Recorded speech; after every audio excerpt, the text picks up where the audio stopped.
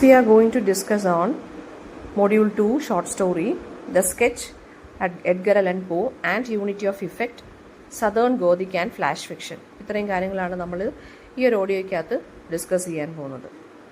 പിന്നെ അത് കഴിഞ്ഞിട്ട് നിങ്ങൾക്ക് ഷോർട്ട് സ്റ്റോറിക്കകത്ത് ഈ ഒരു മൊഡ്യൂൾ 2-നകത്ത് പഠിക്കാനുള്ളതെന്ന് വെച്ചാൽ നഥാനിയൽ ഹോത്തോണിൻ്റെ യങ് ഗുഡ്മാൻ ബ്രൗൺ ഉണ്ട്, വില്യം ഫോക്നറിൻ്റെ ബാൺ ബേണിംഗ് ഉണ്ട്, അതുപോലെ തന്നെ ആലിസ് വോക്കറിൻ്റെ എവറിഡേ യൂസ്. ആലിസ് വോക്കറിൻ്റെ എവറിഡേ യൂസ് കഴിഞ്ഞ പ്രാവശ്യത്തെ SM4-നകത്ത് എന്താണ് നിങ്ങൾക്ക് പഠിക്കാനുണ്ടായിരുന്നു, സെലക്ഷൻസ് ഫ്രം അമേരിക്കൻ ലിറ്ററേച്ചറിനകത്തുനിന്ന്. സോ അത് ഓൾറെഡി ഞാൻ ആഡ് ചെയ്തിട്ടുണ്ട് ഈ പ്ലേലിസ്റ്റിനകത്ത്. സോ നമുക്ക് മൊഡ്യൂൾ 2-ലെ ഷോർട്ട് സ്റ്റോറിക്കകത്തുള്ള സ്കെച്ച് എന്താണ്, Edgar Allan Poe and the unity of effect എന്താണെന്നും southern gothic and flash fiction എന്താണെന്നും നോക്കാം. സോ സ്കെച്ച് എന്ന് പറയുന്നത് ഒരു ഷോർട്ട് പീസ് ഓഫ് പ്രോസ്, ഒരു പ്ലേസിനെയോ പേഴ്സണിനെയോ ഇവൻറ്റിനെയോ ഒബ്ജക്റ്റിനെയോ അല്ലെങ്കിൽ ഒരു സീനിനെയോ ഡിസ്ക്രൈബ് ചെയ്യുന്ന ഒരു പീസ് ഓഫ് പ്രോസിനെയാണ് നമ്മൾ സ്കെച്ച് എന്ന് പറയുന്നത്. അത് ഷോർട്ട് സ്റ്റോറി പോലെയല്ല.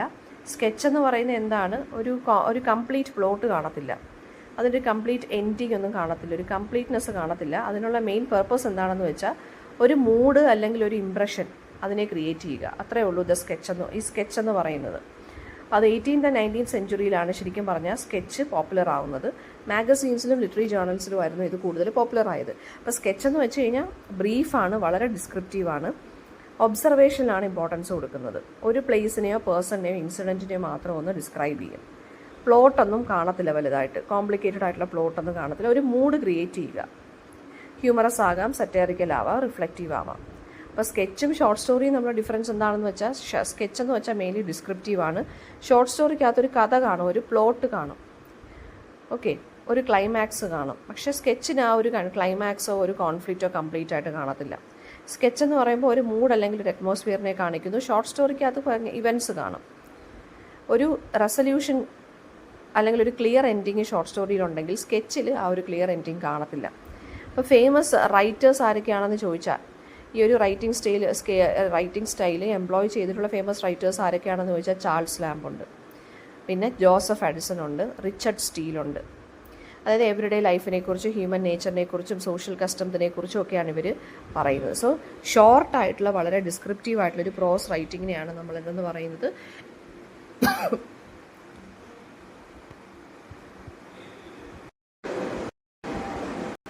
സ്കെച്ച് എന്ന് പറയുന്നത്. നെക്സ്റ്റ് ടോപ്പിക് എന്ന് പറയുന്നത് എഡ്ഗർ അലൻ പോയും തിയറി ഓഫ് യൂണിറ്റി ഓഫ് ഇഫക്റ്റും ആണ്. So Edgar Allan Poe and theory of unity എന്താണെന്ന് നമുക്ക് നോക്കാം. Theory of unity of effect. അപ്പോൾ എഡ്ഗർ അലൻ പോ എന്ന് പറയുന്ന ഒരു ഗ്രേറ്റസ്റ്റ് അമേരിക്കൻ റൈറ്ററാണ്, ലിറ്റററി ക്രിട്ടിക്കും കൂടിയാണ്. മോഡേൺ ഷോർട്ട് സ്റ്റോറിയുടെ പയനിയർ എന്ന് അദ്ദേഹത്തിനെ നമുക്ക് വിശേഷിപ്പിക്കാം. അദ്ദേഹത്തിനെ ഫാദർ ഓഫ് ഡിറ്റക്റ്റീവ് ഫിക്ഷൻ എന്നും ഒക്കെയാണ് വിളിക്കുന്നത്. ഇപ്പോൾ ഈ horror stories, mystery, psychological fiction ഇതിനൊക്കെ ഫേമസ് ആയിട്ടുള്ള റൈറ്ററാണ് എഡ്ഗർ അലൻ പോ. അദ്ദേഹത്തിൻ്റെ മേജർ വർക്ക് എന്ന് പറയുന്നത് the raven, the black cat, the tell tale heart എന്നൊക്കെയുള്ളതാണ്. സോ യൂണിറ്റി ഓഫ് ഇഫക്റ്റ് എന്താണെന്ന് വെച്ചാൽ അദ്ദേഹത്തിൻ്റെ തിയറിയാണ്. അതായത് ഈ ഒരു തിയറി ഉണ്ടല്ലോ, യൂണിറ്റി ഓഫ് ഇഫക്റ്റ് എന്നുള്ള തിയറി അദ്ദേഹത്തിൻ്റെ എസ്സേസിനകത്തും ഒക്കെ അദ്ദേഹം പറഞ്ഞിട്ടുണ്ട്. അതായത് ട്വൈസ് ടോൾഡ് ടെയിൽസ് എന്നുള്ള ആ ഒരു വർക്കിനകത്ത് അദ്ദേഹം ഡിസ്കസ് ചെയ്തിട്ടുണ്ട് എന്താണ് അദ്ദേഹത്തിൻ്റെ തിയറി ആയിട്ടുള്ള യൂണിറ്റി ഓഫ് ഇഫക്റ്റ്.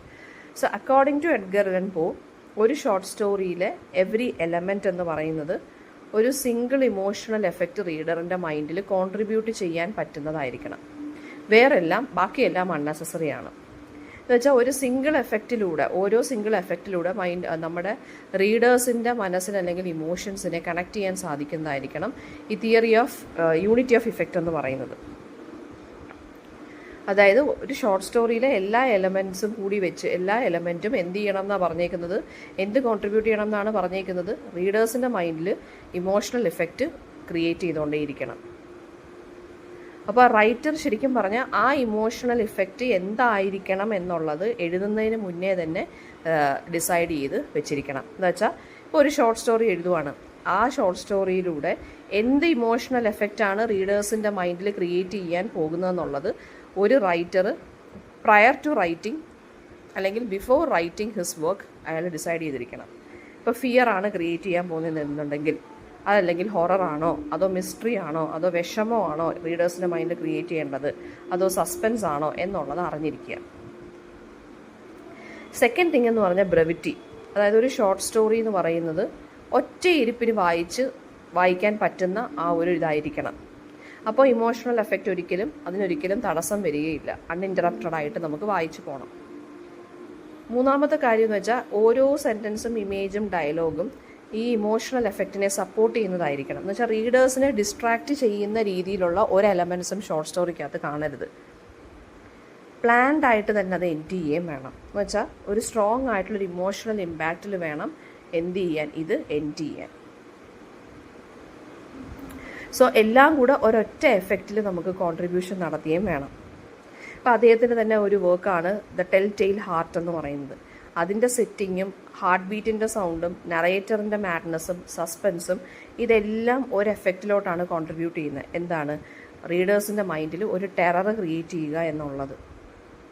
ഇപ്പോൾ ഫോർ എക്സാമ്പിൾ നമ്മളൊരു ഹൊറർ ഫിലിം കാണുവാണെന്നുണ്ടെങ്കിൽ ഇപ്പം നമ്മൾ കാണുന്നത് എങ്ങനെയാണ്? ഹൊറർ ഫിലിം ഇപ്പോൾ ഒരു ഹൊറർ ജോണറിലൊരു ഫിലിം കാണുവാണ്, എല്ലാ സീനും പേടിപ്പിക്കുന്നതാണോന്നില്ല. നമ്മളിപ്പോൾ മലയാള ഫിലിംസൊക്കെ എടുക്കുകയാണെന്നുണ്ടെങ്കിൽ അതിനകത്തൊരു ഒരുപാട് സ്റ്റോറീസ് സബ് സ്റ്റോറീസും ഒക്കെ കാണും. അതായത് ഫോർ എക്സാമ്പിൾ ഒരു കുറേ കോമിക്കൽ ക്യാരക്ടേഴ്സ് കാണും, പിന്നെ ഒരു ഫാമിലി കാണും, അതിനകത്ത് കുറച്ച് ഡ്രാമാറ്റിക്കലായിട്ടുള്ള എലമെൻറ്റ്സ് വരും, വില്ലന്മാർ കാണും, കോമിക് ആക്ടേഴ്സ് കാണും, അല്ലേ, ഹ്യൂമറസ് ആയിട്ടുള്ള സീൻസ് കാണും, റൊമാൻസ് വരും, മാരേജ് വരും, കുട്ടികൾ വരും, ഇങ്ങനെ. അപ്പം ശരിക്കും പറഞ്ഞു കഴിഞ്ഞാൽ റീഡറിൻ്റെ മൈൻഡിനെ ഇങ്ങനെ വ്യതിചലിപ്പിച്ച് ഇങ്ങനെ എന്താ പറയുക, ഇൻട്രപ്റ്റ് ചെയ്ത് അങ്ങ് പോവുകയാണ്. ഹൊറർ അടിമുടി ഫുള്ളായിട്ട് ഇങ്ങനെ നിൽക്കുന്നത്, അതായത് ഫോർ എക്സാമ്പിൾ ഡ്രാക്കുള പോലുള്ള മൂവീസൊക്കെ ആണെന്നുണ്ടെങ്കിൽ ഹൊറർ ഇങ്ങനെ നമ്മുടെ മൈൻഡിൽ ഇങ്ങനെ പേഴ്സിസ്റ്റ് ചെയ്ത് അങ്ങനെ തന്നെ ആ എഫക്റ്റ് നിൽക്കും. വേറൊരു ഡിസ്ട്രാക്ഷനും അവിടെ കാണത്തില്ല. സോ ആ ഒരു എഫക്റ്റ് വേണം ഒരു റൈറ്റർ ക്രിയേറ്റ് ചെയ്യാൻ. അതിനെയാണ് യൂണിറ്റി ഓഫ് ഇഫക്റ്റ് എന്ന് ആ ഒരു തിയറിയെ പറയുന്നത്. അപ്പോൾ ഈ ഒരു തിയറി എന്ന് പറഞ്ഞ ഷോർട്ട് സ്റ്റോറി റെവല്യൂഷനൈസ് ചെയ്തൊരു തിയറിയാണ്. ഓക്കെ, അപ്പോൾ father of modern short story എന്നാണ് ഇദ്ദേഹത്തിനെ അറിയപ്പെടുന്നത്. അപ്പോൾ ഷോർട്ട് സ്റ്റോറി എന്ന് പറയുന്നത് എങ്ങനെ ആയിരിക്കണം എന്നാണ് ഇദ്ദേഹം പറയുന്നത്. ഒരു സിംഗിൾ എഫക്റ്റ് ഒറ്റ ഇരിപ്പിന് വായിച്ചു തീർക്കാൻ പറ്റുന്നതായിരിക്കണം. പിന്നെന്താണ്, എല്ലാ ഡീറ്റെയിൽസും മാറ്ററാണ്. സെൻറ്റൻസ് ആണെങ്കിലും ഇമേജ് ആണെങ്കിലും ഡയലോഗ് ആണെങ്കിലും എല്ലാം ഫൈനലായിട്ടുള്ള ഇമോഷണൽ എഫക്റ്റിനെ സപ്പോർട്ട് ചെയ്യുന്നതായിരിക്കണം. ഒന്നും റീഡറിനെ ഡിസ്ട്രാക്റ്റ് ചെയ്യുന്നതാകാൻ പാടില്ല. എൻഡിങ് എന്ന് പറയുന്നത് എങ്ങനെ ആയിരിക്കണം? ഒരു സ്ട്രോങ്ങസ്റ്റ് ആയിട്ടുള്ള ഇമോഷണൽ ഇമ്പാക്റ്റ് ക്രിയേറ്റ് ചെയ്യുന്നതായിരിക്കണം ഇതിൻ്റെ എൻഡിങ് എന്ന് പറയുന്നത്. നെക്സ്റ്റ് ടോപ്പിക് എന്ന് പറയുന്നത് സദേൺ ഗോതിക് എന്ന് വെച്ചാൽ എന്താണ്? സദേൺ ഗോതിക് എന്ന് വെച്ചാൽ ഒരു ലിറ്റററി ജോണറാണ്. ഈ അമേരിക്കൻ സൗത്തിൽ ഡെവലപ്ഡ് ആയിട്ടുള്ള ഒരു ലിറ്റററി ജോണറാണ് സദേൺ ഗോതിക്. ഇപ്പോൾ ഈ ഗോതിക് ഫിക്ഷൻ എന്ന് വെച്ച് കഴിഞ്ഞാൽ നിങ്ങൾ കേട്ടി, ഗോതിക് ഫിക്ഷൻ്റെ ആളാണ് നമ്മൾ പഠിച്ച ഈ എഡ്ഗർ അലൻ പോയൊക്കെ. എന്ന് വെച്ചാൽ സൂപ്പർ നാച്ചുറൽ ആയിട്ടുള്ള കാര്യങ്ങൾ, ഈ സൈക്കോളജിക്കലി ഡിസ്റ്റർബ്ഡ് ആയിട്ടുള്ള ക്യാരക്ടേഴ്സ്, ഒരു വില്ലൻ കാണും, ഭയങ്കര ഇന്നസെൻ്റ് ആയിട്ടുള്ളൊരു ഹീറോയിൻ ഒരു കാസലിൽ വെച്ച് ഹാപ്പൻ ചെയ്യുന്നു. ഡ്രാക്കുളയൊക്കെ എന്ന് പറയുന്നത് ഗോതിക് ഫിക്ഷനും കൂടിയാണ്. ഫ്രാങ്കൻസ്റ്റീൻ പോലെയൊക്കെ ഉള്ളത് ഗോതിക് ഫിക്ഷനാണ്. അപ്പോൾ ഈ സദേൺ ഗോതിക് എന്ന് പറയുന്ന അമേരിക്കൻ സൗത്തിൽ ഡെവലപ്ഡ് ആയതാണ്. ഗോതിക് ഫിക്ഷനും ഉണ്ട്, അതുപോലെ തന്നെ എന്താണ്, ഹിസ്റ്ററിയെക്കുറിച്ചോ കൾച്ചറിനെ കുറിച്ചോ റിലീജിയനെ കുറിച്ചോ സോഷ്യൽ പ്രോബ്ലംസിനെ കുറിച്ചും കൂടി ഡിസ്കസ് ചെയ്യുന്നതാണ് ഈ സദേൺ ഗോതിക് ഫിക്ഷൻ എന്ന് പറയുന്നത്. അപ്പോൾ സൂപ്പർ നാച്ചുറൽ മോൺസ്റ്റേഴ്സിന് പകരം സദേൺ ഗോതിക് ഫിക്ഷനകത്ത് നമ്മൾ കാണുന്നതെന്ന് വെച്ചാൽ കുറച്ച് ഡിസ്റ്റർബ്ഡ് ആയിട്ടുള്ള ക്യാരക്ടേഴ്സ്, വയലൻസ്, കറപ്ഷൻ, ഇങ്ങനെയുള്ള കാര്യങ്ങളായിരിക്കും. ഓക്കെ, അപ്പോൾ ക്യാരക്ടറിസ്റ്റിക് ഫീച്ചേഴ്സ് എന്ന് വെച്ചാൽ ഒരു ഓൾഡ് ഹൗസിലോ അല്ലെങ്കിൽ എന്തെങ്കിലും ഇങ്ങനെ തകർന്നുകൊണ്ടിരിക്കുന്ന പ്ലാന്റേഷൻസിലോ ആയിരിക്കും ഇത് ഹാപ്പൻ ചെയ്യുന്നത്. കുറച്ച് എക്സെൻട്രിക് ആയിട്ടുള്ള ക്യാരക്ടേഴ്സ്, വയലൻസും ക്രൈമും racism, slavery, family secrets, dark ആയിട്ടുള്ള അറ്റ്മോസ്ഫിയർ, ഇതൊക്കെയാണ് സദേൺ ഗോതിക്കിൻ്റെ പ്രത്യേകത എന്ന് പറയുന്നത്. അപ്പോൾ good versus evil, human corruption, isolation, death, violence, ഇതൊക്കെയാണ് മേജർ തീമായിട്ട് വരുന്നത്. അപ്പോൾ സദേൺ ഗോതിക് ഫിക്ഷൻ്റെ ആളുകളെന്ന് പറയുമ്പോൾ വില്യം ഫോക്നർ എന്ന് പറഞ്ഞൊരു റൈറ്ററുണ്ട്, ടെന്നസി വില്യംസ് ഉണ്ട്, പിന്നെ ട്രൂമാൻ കപ്പോട്ടി ഉണ്ട്. ഏറ്റവും ഇമ്പോർട്ടൻ്റ് ആയിട്ടുള്ളൊരു എക്സാമ്പിൾ എന്ന് പറയുമ്പം പിന്നെന്താണ്, അബ്സലം എന്നുള്ളൊരു വർക്കുണ്ട്. അപ്പം അമേരിക്കൻ സദേൺ സെറ്റിങ്ങിലാണ് ഇത് ഹാപ്പൻ ചെയ്യുന്നത്. ഗോതിക്ക് ലിറ്ററേച്ചറുമായിട്ട് ഇതിനൊരു ചെറിയ അടുപ്പമുണ്ട്, പക്ഷേ സൂപ്പർ നാച്ചുറൽ ആയിട്ടുള്ള എലമെൻറ്റ്സ് വളരെ കുറവായിരിക്കും ഇതിനകത്ത്. കറപ്ഷനെക്കുറിച്ചും സ്ലേവറിയെക്കുറിച്ചും സൊസൈറ്റിയുടെ ഈവിൾസിനെ കുറിച്ചൊക്കെ ആയിരിക്കും ഇത് കൂടുതൽ സംസാരിക്കുന്നത്.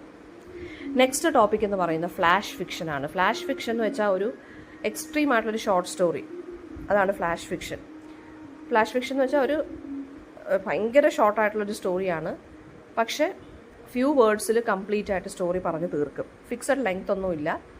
ഒരു 1000 വേർഡ്സിനെക്കാട്ടിലും കുറവായിരിക്കും വേർഡ്സ് വരുന്നത്. ചില സ്റ്റോറീസൊക്കെ ചിലപ്പം 6 വേർഡ്സ് മാത്രമേ കാണത്തുള്ളൂ. അതാണ് ഫ്ലാഷ് ഫിക്ഷൻ എന്ന് പറയുന്നത്.